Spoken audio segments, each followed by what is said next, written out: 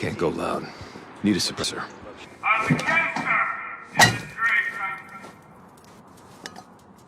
That'll do it. Okay, first pause.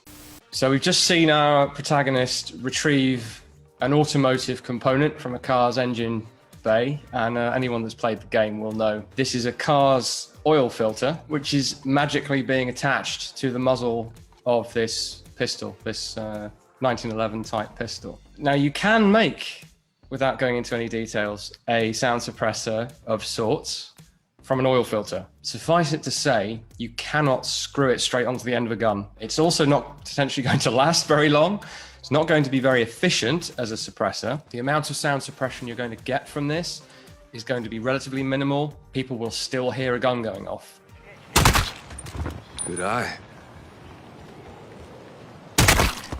The sound suppressor is also far too quiet. It's not quite Hollywood pew pew. There's a bit of meat to the sound there, but for gameplay purposes, obviously, it's quite muted. Way more than what this repurposed bit of equipment could provide.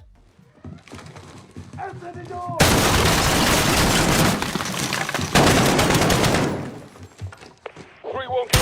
Roger. Pausing. Now, this was the level that I enjoyed the most playing through the campaign myself. I hesitate to say enjoyed because it's got a bit of real world resonance to it. But thinking of the old school Rainbow Six games, counter-terrorist stuff, I found really quite compelling in the game. We're playing here as members of the SAS, of course. Although it might not be their primary armament, they have been seen in public with the SIG MCX. Now, as we are a contemporary collection here, we try to keep as up to date as we can.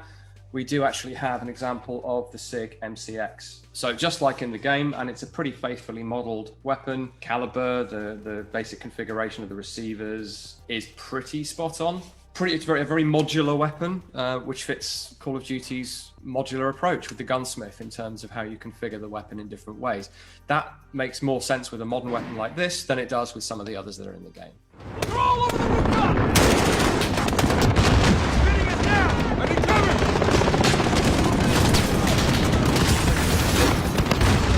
Now, what would a Call of Duty Modern Warfare game be without an M4 or something like it? With the M203 40mm grenade launcher mounted under the barrel. The version depicted here is not a million miles away from what's sitting behind me. Now, this is such a common configuration. This is the Canadian DeMarco, now Colt Canada, equivalent of what we see in the game. So very similar. And then we have the M203,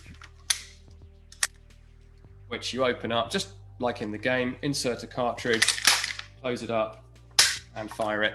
In terms of the effects of what we see with this hybrid weapon, effectively, the blast effects are quite well done. I think games have improved in that respect. Years ago, we'd have seen a fireball when a grenade, either a hand-thrown grenade or an under-barrel grenade was fired. Now it's much more of a blast effect with sort of dust or whatever's in the environment, and can't see them, but you know your character's being, or the enemy is being wounded by effectively projectiles, and that's how grenades work in real life. Something we've seen from the first Modern Warfare onwards is an on-screen grenade sight with a sort of ladder reticle, which I've never got on very well with, but so you get an on-screen aiming, which is a bit of a throwback, really. We have iron sights, we have optical sights. It's interesting that we don't aim our under-barrel grenade using the actual sights on the weapon. We still use the reticle on the screen. So I'm waiting for that to sort of catch up.